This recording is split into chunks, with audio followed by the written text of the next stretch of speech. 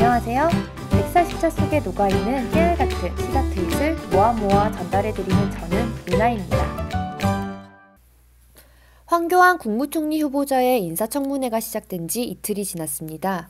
청문회를 보면서 답답한 마음이 들고 화가 나지만 메르스 최대 수혜자가 황교안이 되지 않아야겠기에 관련 트윗을 어제에 이어 전해드리겠습니다. 먼저 인사청문 특위로 맹활약 중인 은수미 의원의 트윗입니다. 메르스가 황교안을 덮었다 우려. 메르스 언급량은 180여 건으로 황교안 언급량 8만 건의 20배. 역대 인사청문회 사상 최저의 언급량인 듯. 정부 무능과 국민 공포가 후보에게 유리하고 자료 미제출마저 넘어간다? 황 후보자가 변호사로 있을 때 맡았던 사건 119건 가운데 19건의 자세한 수입 내용을 공개하지 않아 이른바 19금 자료라고 이름 붙은 자료를 청문회 둘째 날 오후 7시에 제출했습니다. 그래서 인사청문회가 밤 12시까지 진행되었습니다. 김광진 의원님, 왜 황교안 후보가 19금 자료를 제출하지 않았는지 알겠네요. 사면과 관련 자문을 했군요. 요즘은 사면도 대형 로펌에 의뢰하면 해주나 보네요. 돈의 힘이 무섭긴 무섭군요.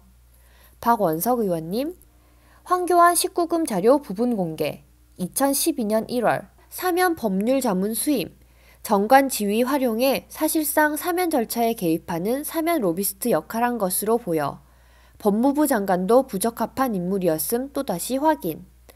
변호사 이재화님, 참여정부 시절 나에게 돈은 얼마든지 주겠다며 나는 그것은 변호사의 적합한 업무가 아니라 범죄다며 정중히 거절했다. 황교안 후보자는 이런 점을 모르고 수임했을까? 돈에 눈이 멀었기 때문일까? 황교안 후보가 자료 제출을 거부하고 있는 것에 대한 트윗도 여전히 많습니다. 김빙상님, 국무총리 인사청문회가 아니라 그저 돈 1,000만 원짜리 대출 심사라고 생각해봐라. 저 따위로 자료 제출한 놈한테 단돈 10,000원이라도 대출해줄 은행 있겠는가? 달림사랑 더하기 문재인님, 미국의 인사청문회 자료 제출. 지금 황교안 총리 후보자 저런 식의 버티기 하다가 야당의 청문회 보이콧에 어쩔 수 없이 겨우겨우 자료를 찔끔 보게끔 하는 것, 감히 상상할 수가 없는 것입니다. 특히 미국의 신식을 떠받드는 새누리당 의원들의 입버릇 말도 안 됩니다. 이와 관련해 노컷뉴스 황교안 미국이면 청문회도 못 연다는 기사를 트윗으로 소개한 분들이 많았습니다. 인사청문회 제도가 활성화된 미국이라면 황 후보자는 청문회장에서도 설 수 없다. 미국은 인사검증 시스템이 엄격해 우리의 청와대와 같은 백악관에서 개인정보 진술서와 개인재산 보고서 등으로 1차 검증을 한 후 연방수사국 FBI와 국세청 IRS에서 깐깐하게 신원조회를 한다. 이 과정에서 주변 탐문 조사가 이루어지며 진술서와 다른 내용이 나오면 사실 여부가 가려질 때까지 조사가 진행된다.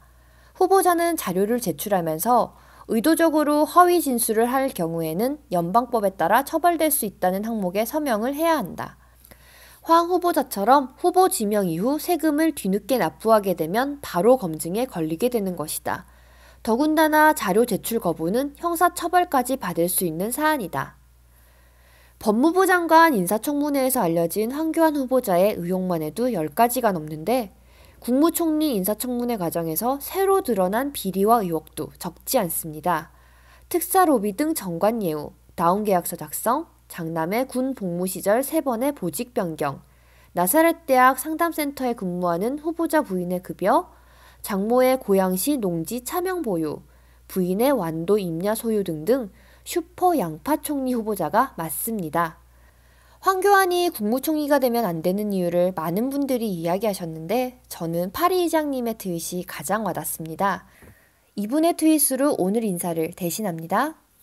황교안이 총리에 임명되도록 내버려두면 결국 교활하고 사악한 놈이 출세한다는 나쁜 통념을 확인시켜주는 결과가 됩니다. 성실하게 살았던 사람들은 자괴감에 빠지고 부패한 놈들이 더욱 당당하게 날뛰게 됩니다.